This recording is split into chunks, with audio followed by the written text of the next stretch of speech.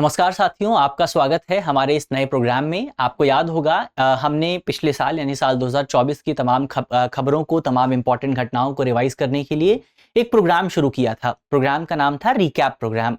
तो अब उसी प्रोग्राम के अगले चरण के तौर पर हम एक नया प्रोग्राम लेकर के आए हैं, जहां पर रिकैप प्रोग्राम को रिवाइज हम करेंगे। उनकी जो इंपॉर्टेंट खबरें थी उनको क्विज के माध्यम से रिवाइज करने की कोशिश करेंगे। क्विज का फॉर्मेट कुछ ऐसा रहने वाला है कि कुछ सवालों पर हम चर्चा करेंगे और अंत में कुछ सवाल आपके लिए अभ्यास प्रश्न के तौर पर होंगे। तो आप उनके जवाब जो है कमेंट बॉक्स में दे सकते हैं। तो अगर आप जवाब नहीं दे पा रहे हैं तो आप पुरानी सीरीज को वापस देख सकते हैं, वहां से आपको जवाब मिल जाएंगे।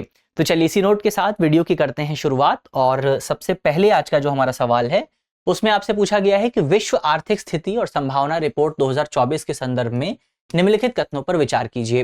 पहला कथन है कि यह रिपोर्ट संयुक्त राष्ट्र द्वारा प्रकाशित की जाती है। दूसरा कथन है कि ये रिपोर्ट वैश्विक आर्थिक विकास दर और सतत विकास लक्ष्यों यानी कि एसडीजीज की प्रगति पर केंद्रित है। और तीसरा कथन है कि इसमें केवल विकसित देशों की अर्थव्यवस्थाओं का विश्लेषण शामिल है। तो इसके सही जवाब को अगर आप देखें, ऑप्शन है हमारे उपयुक्त में से कौन सा से कथन सही है या फिर है। हमारे ऑप्शन है ऑप्शन ए केवल 1 और 2, ऑप्शन बी केवल 2 और 3, ऑप्शन सी केवल 1, ऑप्शन डी 1, 2 और 3। तो इसमें अगर आप देखें तीसरा जो आपका ऑप्शन है वो पूरी तरह से गलत हो जाता है।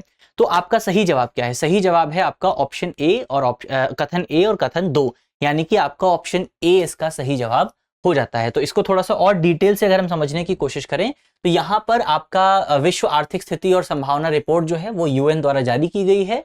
तो पहला कथन सही है। ये रिपोर्ट वैश्विक आर्थिक विकास दर के सतत विकास लक्ष्यों पर ध्यान केंद्रित करती है। दूसरा कथन भी सही है। और इसके साथ साथ ये जो रिपोर्ट है, ये रिपोर्ट दुनिया के विकासशील देशों और दुनिया के विकसित देशों दोनों की निगरानी करती है, दोनों का विश्लेषण किया जाता है। तो तीसरा कथन जो है वो आपका गलत हो जाता है। इस तरह से आपका ऑप्शन ए यहां पर पूरी तरह से सही जवाब है। रिपोर्ट की अगर आप बात करें, रिपोर्ट बताती है कि 2024 में भारत की आर्थिक विकास दर जो है वो 6.2% के आसपास रह सकती है। ये अनुमान जो है आपका लगाया गया है। अगली सवाल अगर आप देखें, अगला हमारा सवाल है विश्व रोजगार और सामाजिक आउटलुक रिपोर्ट 2024 के संदर्भ में निम्नलिखित कथनों पर विचार कीजिए। हमारा पहला कथन है कि यह रिपोर्ट अंतर्राष्ट्रीय श्रम संगठन द्वारा जारी की जाती है। दूसरा कथन है कि इस रिपोर्ट में उच्च आय वाले देशों के बीच में असमानता पर प्रकाश डाला गया है।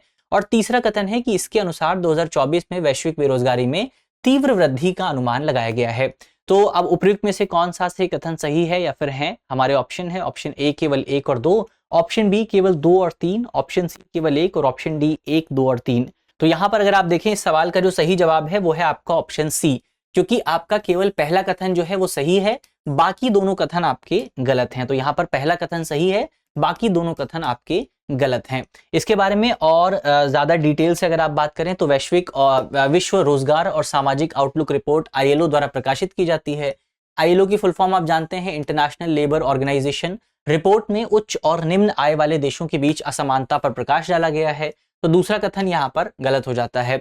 रिपोर्ट के मुताबिक 2024 में वैश्विक बेरोजगारी में मामूली वृद्धि का अनुमान है, बहुत ज्यादा ग्रोथ नहीं होने वाली है बेरोजगारी में।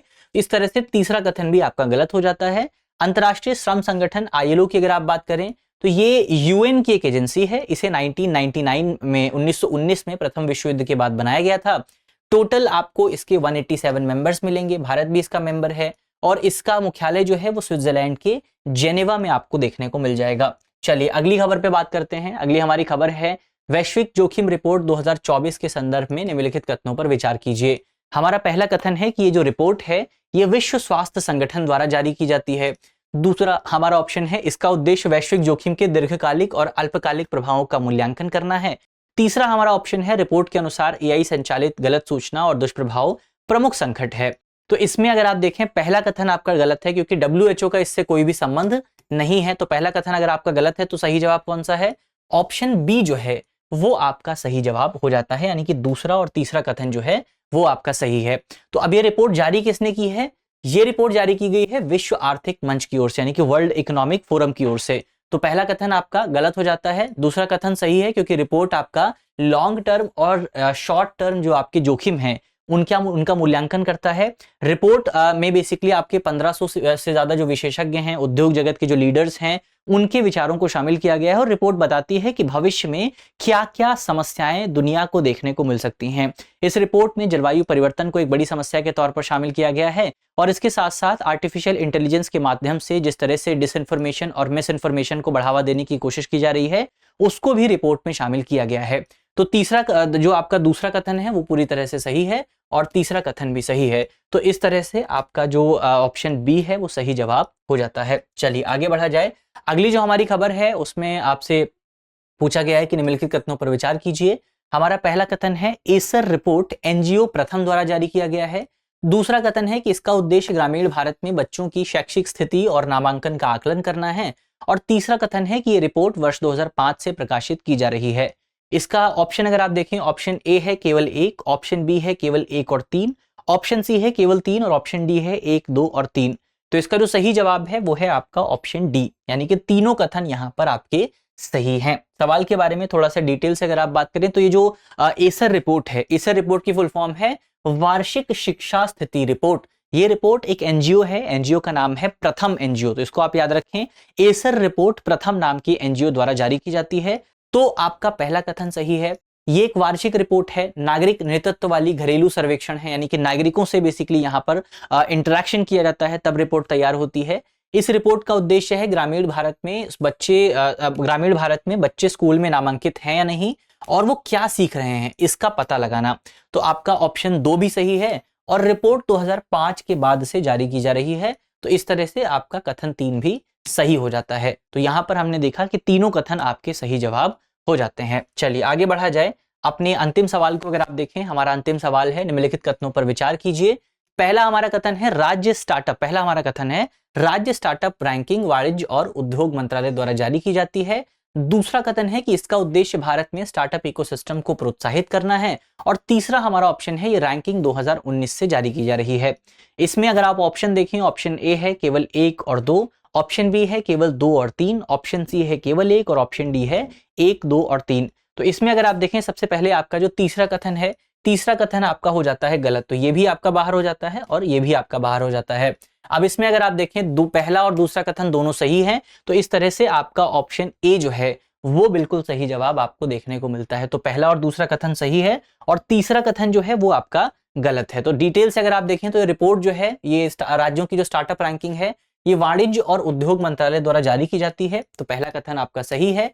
इस रैंकिंग में जो आपका भारत के 33 राज्यों और केंद्र शासित प्रदेशों की अब तक की सबसे अधिक भागीदारी जो है आपको देखने को मिली है।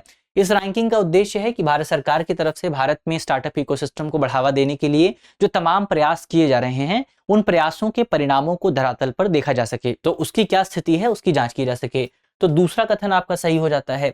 देश में मजबूत इकोसिस्टम का निर्माण इसके माध्यम से किया जाता है। और तीसरा कथन गलत है क्योंकि रिपोर्ट 2018 से जारी हो रही है, 2019 से नहीं। तो तीसरा कथन आपका गलत हो जाता है। तो इस तरह से ऑप्शन ए इसका सही जवाब है। चलिए ये हमारे 5 सवाल यहाँ पर पूरे होते हैं। अब 2 सवाल आपके लिए और हैं। पहला सवाल है बहुआयामी गरीबी सूचकांक यानी मल्टी डायमेंशनल पॉवर्टी इंडेक्स 2024 के संदर्भ में निम्नलिखित कथनों पर विचार कीजिए। पहला कथन है कि इसे संयुक्त राष्ट्र विकास कार्यक्रम और ऑक्सफोर्ड गरीबी और मानव विकास पहल द्वारा तैयार किया गया है। दूसरा कथन है एमपीआई गरीबी को केवल आय के आधार पर मापता है। तीसरा कथन है कि यह स्वास्थ्य, शिक्षा और जीवन के स्तर के संकेतों पर आधारित है। उपयुक्त में से कौन सा से कथन आपके सही है या फिर सही है? ऑप्शन ए है केवल 1 और 2, ऑप्शन बी है केवल 1 और 3, ऑप्शन सी है केवल 2 और 3 और ऑप्शन डी है 1, 2 और 3। तो इसका जवाब आपको जो है कमेंट बॉक्स में बताना है। एक और सवाल आपके लिए है। सवाल में आपसे पूछा गया है निम्नलिखित में से कौन सा या से संकेतक वैश्विक भूख सूचकांक रिपोर्ट की गणना के लिए उपयोग किए जाते हैं। हमारे ऑप्शन है ऑप्शन ए अल्प पोषण, ऑप्शन बी बाल बौनापन यानी चाइल्ड स्टंटिंग, ऑप्शन सी बाल मृत्यु दर। उपयुक्त में से कौन सा से कथन सही है या फिर है? हमारे ऑप्शन है ऑप्शन ए केवल 1, ऑप्शन बी केवल 2 और 3, ऑप्शन सी 1 और 2 और 3 और ऑप्शन डी 1 और 3। तो इसका सही जवाब, ये दोनों जो सवाल हैं अभ्यास प्रश्न, इनके सही जवाब आपको कमेंट बॉक्स में देने हैं। अगर आप जवाब नहीं दे पा रहे हैं तो आप दोबारा से हमारी जो रिकैप सीरीज थी उसको रिवाइज कर सकते हैं। तो ये आज का हमारा पूरा प्रोग्राम हुआ, हमारी वीडियो हुई। उम्मीद है वीडियो आपको पसंद आई होगी, आपकी तैयारी में थोड़ी सी मदद भी होगी। और अगर आपको अच्छा लगा है तो वीडियो को लाइक कीजिएगा, शेयर कीजिएगा अपने दोस्तों को इसके बारे में बताइएगा। मिलते हैं आपसे अगली वीडियो में, तब तक के लिए अपना ख्याल रखिए, ध्यान रखिए, पढ़ते रहिए। धन्यवाद।